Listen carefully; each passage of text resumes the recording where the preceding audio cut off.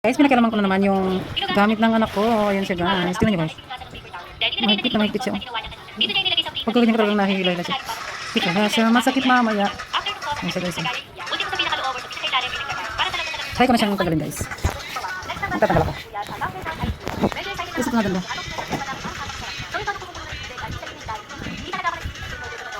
Saan ko kaya siya umpisahan? Dahil umpisahan mo nga siya dito. Basta taas lang. Mahirap siya tanggalin guys. Parang ayaw mo tanggal. Ayan. Ayan siya guys. Oh no. Hindi mo lang masis? Kapagalitan naman ako sigurado guys. Nanganak ko. Ito siya. Right na? Sakit. Nagabit. Huwag dyan. Ito Ilan lang kayo mo, Pin? Tara kayo sobra lang yun. naman. Yeah.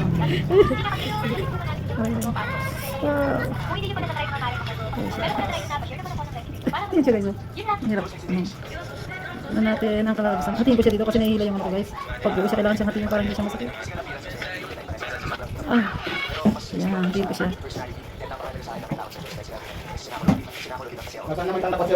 Ayan siya guys. Hindi ko magawa sila ng project. Masakit eh. Wow! Ganito na lang daw guys. Hindi ah.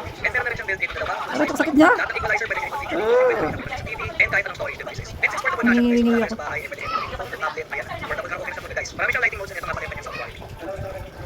Wow. Dumikit siya.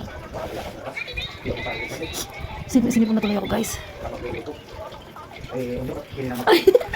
Guys, hindi na nila sakit. Wow, masakit na. Ito na, makantay-tahan. Tingnan natin pabiglan. Ay, masakit. Oy, magtawag ka ng anak mo, my dear. Aray. Hindi na kami talaga. Sukat ka. Oh, naman. Masakit siya, guys. Hindi pa na ako tuloy sa matanggal ko, mga kamarites. Sobra na magbusit ko. Ay, parang ayoko na siyang tanggalin, mga kamarites. Sobrang sakit. Oh. Sakit siya. Oh, yan napapala. Nakikilawan yung hindi. Oh, hindi ako sakit. Pag binigla mo ito, urong lahat ng urong. Okay. Dapat pamiglan na yun. Ayoko nga, kasakit. Namunta si Stuart. Napapabahan na nga ako. Tayo, bak mo malagay. Guhot mo ka. Pasara natin binday mo. Ah, sakit niya. Ayan guys. Papapaluhakin yung kamarites.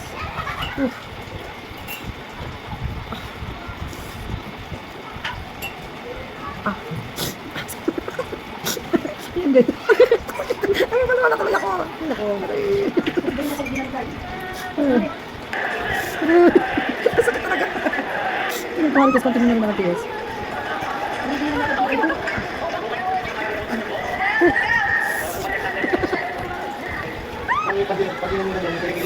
Sakit-sakit.